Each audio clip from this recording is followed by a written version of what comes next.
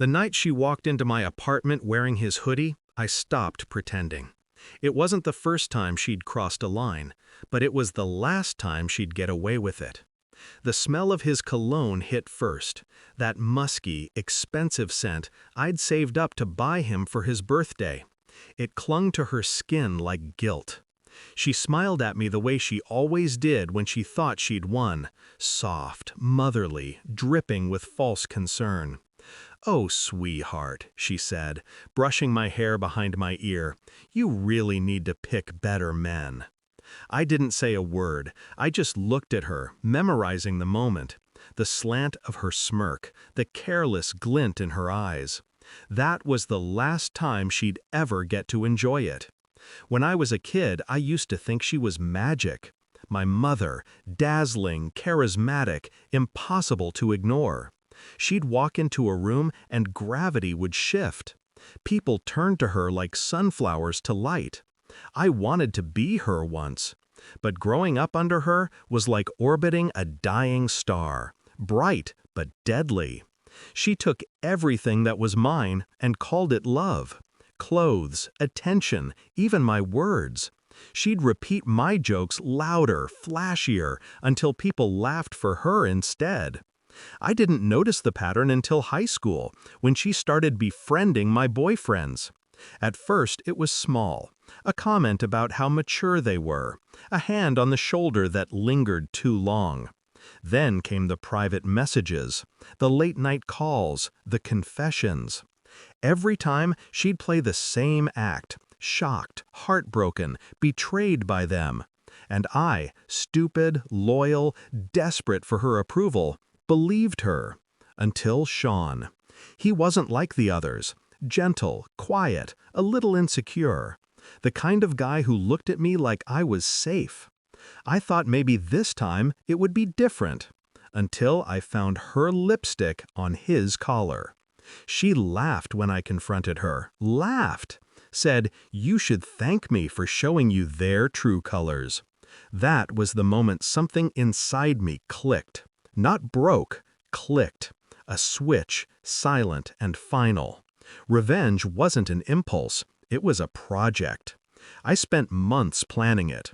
I didn't block her, I didn't argue. I played the dutiful daughter again, texting, visiting, complimenting her, letting her believe she still owned me. That was the trick. She needed an audience. Without one, she'd wither. So I gave her a stage.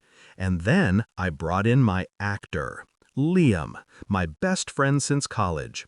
Handsome, charming, perfectly disarming, and very, very gay. She didn't know that part. I told her I'd met someone new, someone special, someone she just had to meet. And she bit, like she always did. The first dinner went exactly as expected. She wore something low-cut. He pretended not to notice. I watched her try to reel him in, every touch, every flirty laugh. She thought she was playing him, but I knew better. Liam played along beautifully. He texted her late at night, sent her just enough attention to keep her hooked. I told him exactly what to say, how to say it. She took the bait, deeper each day. Within a month, she was obsessed. She bragged about him to her friends, posted subtle photos hinting at a secret romance. She even told me, that maybe I wasn't woman enough to keep a man like him. Perfect. The reveal was simple, elegant, devastating.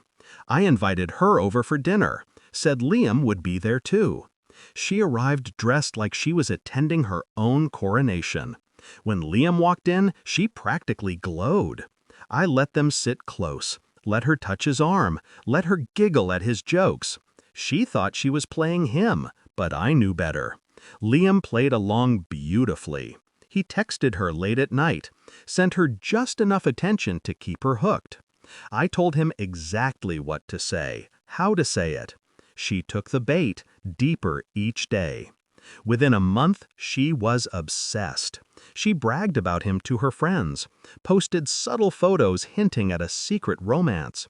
She even told me, that maybe I wasn't woman enough to keep a man like him. Perfect. The reveal was simple, elegant, devastating. I invited her over for dinner, said Liam would be there too. She arrived dressed like she was attending her own coronation. When Liam walked in, she practically glowed. I let them sit close, let her touch his arm, let her giggle at his jokes. And then, when the timing felt right, I stood and said, "Mom, I'm so glad you're getting along. Liam's been dying to tell you something." Liam smiled, slow, deliberate. He took a breath. Then he said, "I'm engaged. His name's Daniel. You'd love him." The silence that followed was art. Her face drained, lips parted, eyes darting between us, searching for the trap she'd already stepped in. I leaned forward, calm as a confession. "Don't look so shocked. You always wanted my boyfriend's mom. I thought I'd give you one you couldn't have." She didn't speak. Couldn't. Just sat there, trembling behind her perfect smile, realizing everyone at that table, Liam, me, and the universe itself, had finally stopped orbiting her. She hasn't spoken to me since. Not a text, not a call. Her silence used to sting. Now, it's peace. Sometimes I see her posts, filtered smiles, hollow captions about self-love. She still needs an audience, but I don't. Revenge didn't heal me, it revealed me. And in that revelation, I found something she never could: control.